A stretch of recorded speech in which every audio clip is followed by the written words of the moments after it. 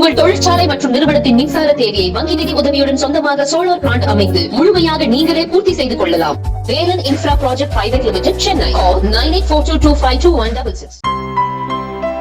இனிமே கண்ணை மூடிட்டு கடலை எண்ணெய் வாங்கலாம். ஏன்னா மந்த்ரா கடலை எண்ணெய் இதயத்தின் தயாரிப்பு.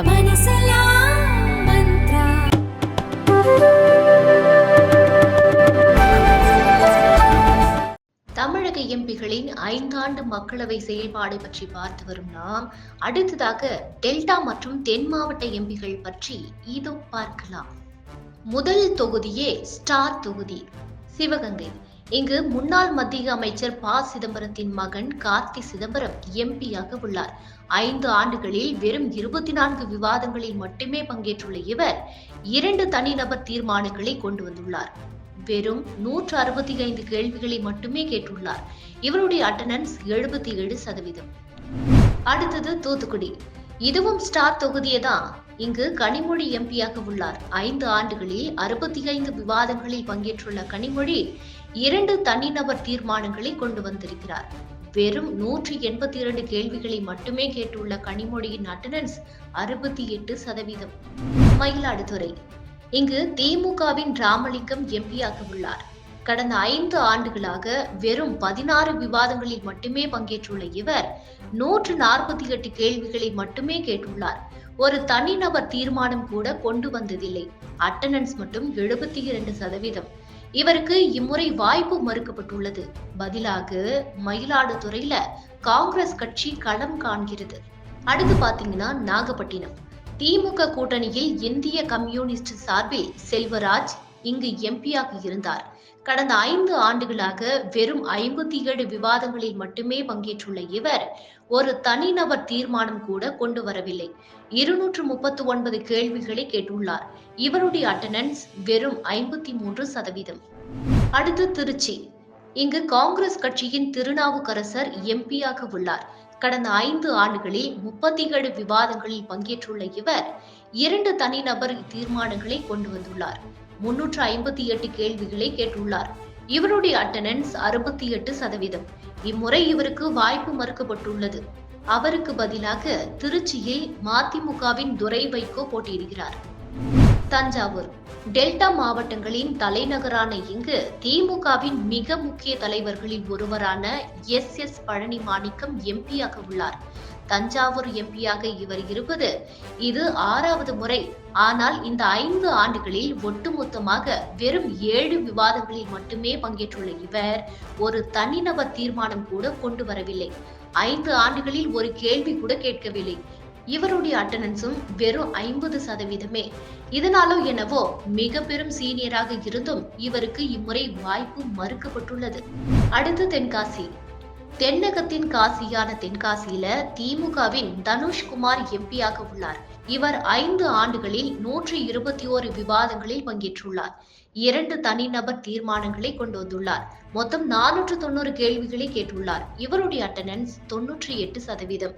மக்களவை செயல்பாடுகளில் இவ்வளவு சிறப்பாக செயல்பட்டிருந்தும் இம்முறை இவருக்கு வாய்ப்பு மறுக்கப்பட்டுள்ளது. மதுரை. இங்கு மார்க்சிஸ்ட் கம்யூனிஸ்ட் கட்சியின் சு. வெங்கடேசன் எம்பியாக உள்ளார். 5 ஆண்டுகளில் 33 விவாதங்களில் பங்கேற்றுள்ள இவர் ஒரு தனிநபர் தீர்மானம் கூட கொண்டு வரவில்லை. 256 கேள்விகளை கேட்டுள்ளார். இவருடைய அட்டெண்டன்ஸ் 73%. ஆனாலும் ட்வீட்கள் மற்றும் கடிதங்கள் அதிக அளவில் எழுதியுள்ளார். இம்முறை மீண்டும் வாய்ப்பு வழங்கப்பட்டுள்ளது. அடுத்து தேனி. கடந்த தேர்தலில் அதிமுக பாஜக கூட்டணி வென்ற ஒரே தொகுதி இது. முன்னாள் முதல்வர் ஓ. பன்னீர்செல்வத்தின் மகன் ரவீந்திரநாத் எம்பியாக உள்ளார். 5 ஆண்டுகளில் 103 விவாதங்களில் பங்கேற்றுள்ள இவர் 196 கேள்விகளை கேட்டுள்ளார். ஒரு தனிநபர் தீர்மானம் கூட கொண்டு வரவில்லை. இவருடைய அட்டெண்டன்ஸ் 54% மட்டுமே. இம்முறை இவர் போட்டியிடவில்லை. விருதுநகர். இங்கு காங்கிரஸ் கட்சியின் மாணிக்கம் தாக்கூர் எம்பியாக உள்ளார். கடந்த 5 ஆண்டுகளில் 96 விவாதங்களில் பங்கேற்றுள்ள இவர் 317 கேள்விகளை கேட்டுள்ளார். ஒரு தனிநபர் தீர்மானத்தையும் கொண்டு வரவில்லை. இவருடைய அட்டெண்டன்ஸ் 88%. இவருக்கு மீண்டும் வாய்ப்பு வழங்கப்பட்டுள்ளது.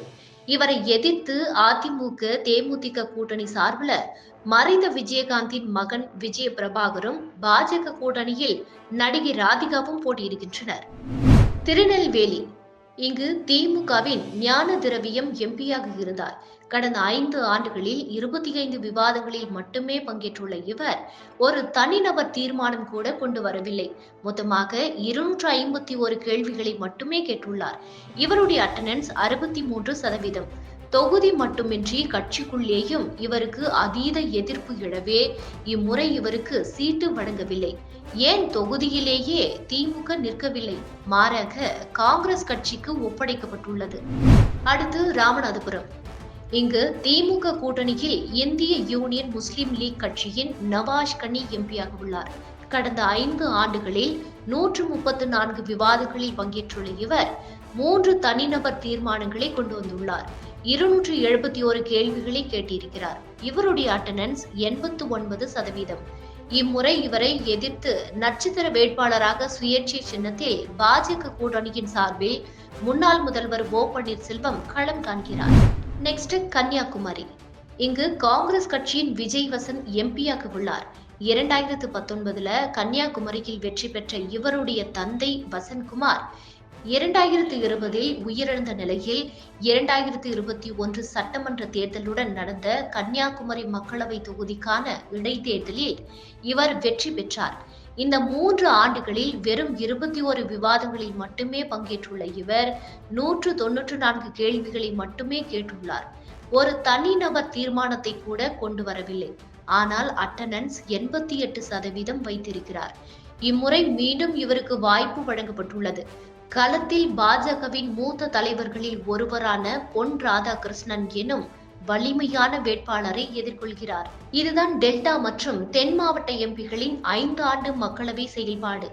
அடுத்த எபிசோட்ல அரசியல் களம் சூடுபிடித்துள்ள கொங்கு மாவட்ட எம்பிகளின் செயல்பாடு பற்றி பார்க்கலாம்.